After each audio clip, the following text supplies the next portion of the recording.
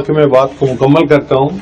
یہ کافی سال پرانی بات ہے. اس وقت نواز شریف صاحب پرائم منسٹر تھے ملک کے, اور کوئی بزنس مین سے ان کا کوئی ٹیکس کا مسئلہ تھا, اور تاجر حضرات ہڑتال پہ تھے, کوئی فارم پر کرنے کا مسئلہ تھا, اور مستقل ہڑتالیں چل رہی تھیں.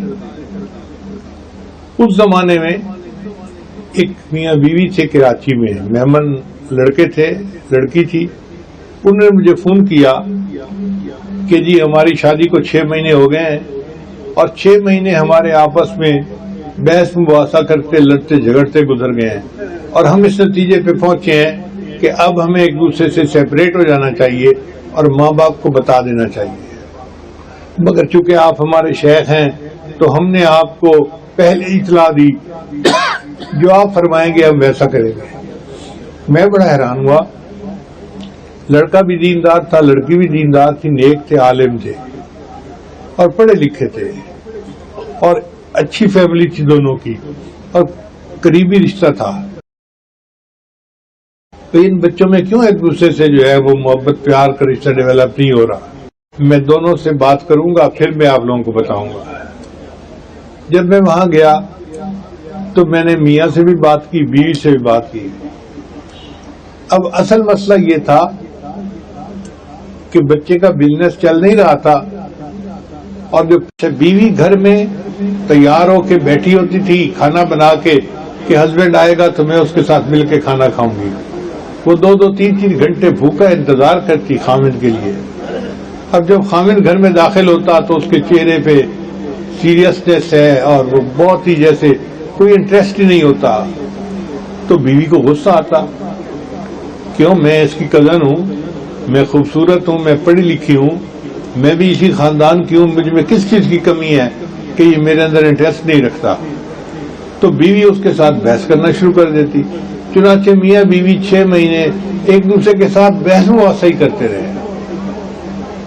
جب میں نے in between the line read کر لیا کہ یہ مسئلہ ہے, تو میں نے پھر ہسبینڈ سے یہ کہا کہ دیکھو آپ تو بچہ ایک سنت پر اتنی محبت سے عمل کرتے ہو. اس نے کہا جی ہاں, جو آپ نے جذبہ پیدا کر دیا ہے تو میں تو سنت کو ڈھونڈتا ہوں کہ اس پر عمل کروں. میں نے کہا ایک سنت کی کمی ہے. نبی علیہ الصلوۃ والسلام جب گھر تشریف لاتے تھے مسکراتے چہرے کے ساتھ آتے تھے, گھر والوں کو سلام کرتے تھے. آپ اس سنت پہ عمل نہیں کرتے. اس نے کہا جی ادھر تو میرا دھیان ہی نہیں ہے. میں نے کہا آج کے بعد آپ جب شام کو دفتر بند کرنے لگو نا, تو دفتر بند کرنے سے پہلے جو بزنس کی پریشانی ہے ان کی گٹری کو بھی دفتر میں رکھ کے اس کو لاک لگا دیا کرو. بھئی بزنس نہیں چل رہا تو بیوی کا کیا قصور ہے؟ گھر آؤ, فریش آؤ, اور محبت پیار کے ساتھ گھر میں رہو. اور گھر آپ آئیں گے تو بیوی کو مسکرا کے دیکھیں گے, ملیں گے اور سلام کریں گے. اس نے کہا جی میں عمل کروں گا.